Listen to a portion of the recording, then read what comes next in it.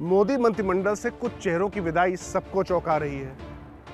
कुछ लोगों का कद क्यों बढ़ा ये तो हम आपको पहले ही बता चुके हैं, लेकिन जिनका कद घटा या जिनकी मंत्रिमंडल से रवानगी कर दी गई उसके पीछे क्या है राज की बात, वो हम आपको बताएंगे। लेकिन इतना हम आपको पहले बता देना चाहते हैं कि सिर्फ लोगों की परफॉर्मेंस ही इसके पीछे कारण नहीं था। कुछ सामाजिक कारण थे, कुछ राजनीतिक कारण थे और कुछ जगह भविष्य की रणनीति भी थी।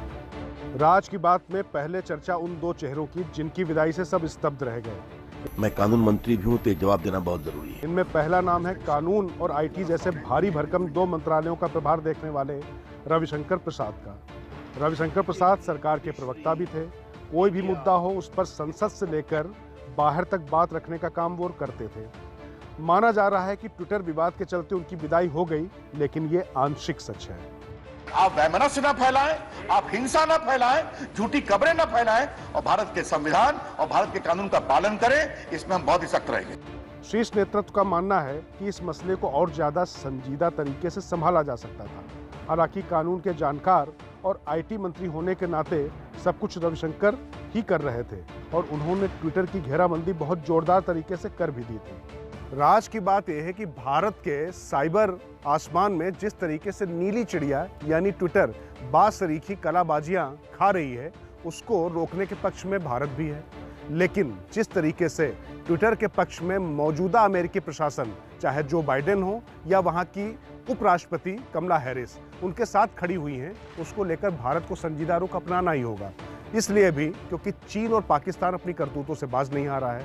ऐसे में अमेरिकी प्रशासन को और विदेशी निवेशकों को कोई भी निगेटिव सिग्नल देना भारत के पक्ष में नहीं था। इसीलिए नीली चिड़िया को कानून के घने जंगलों में छोड़ दिया गया है। कानून अपना काम करेगा, लेकिन उसके खिलाफ हम कोई हरकत करते दिखे, उसके खिलाफ कोई कार्रवाई करते दिखे, ऐसा भी भारत नहीं चाहता है। और शायद इसी बात को रविशंकर प्रसाद समझने में नाकाम रहे। रविशंकर प्रसाद की तरह ही सूचना प्रसारण और पर्यावरण मंत्रालय देख रहे प्रकाश जावड़ेकर भी सरकार के खिलाफ बन रहे राजनीतिक विमर्श या माहौल को रोकने में नाकाम रहे।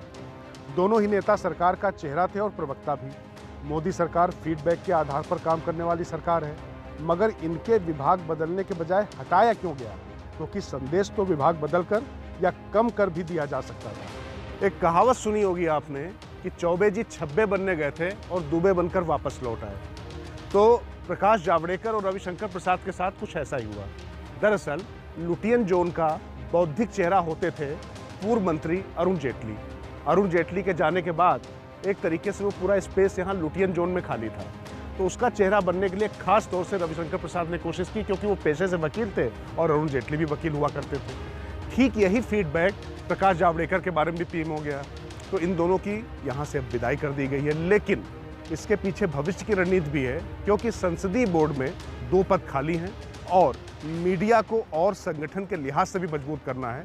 तो दोनों लोगों को संगठन में जिम्मेदारी दिया जाना भी तय है। इसके अलावा डॉक्टर हर्षवर्धन को स्वास्थ्य और रमेश पोखरियाल निशंक को एचआरडी से हटाकर भी मोदी ने सीधा संदेश दिया है कि काम से कोई समझौता नहीं। राज की बात यह है कि मोदी और शाह ने जाति संतुलन को स्थापित करने में कोई कसर नहीं छोड़ी है।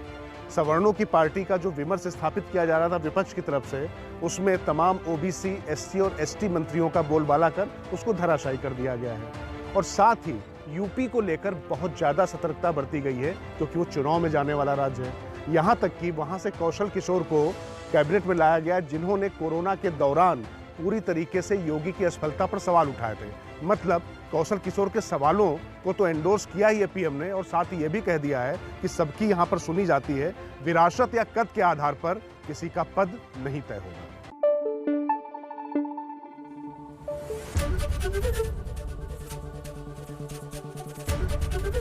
एबीपी न्यूज आपको रखे आगे।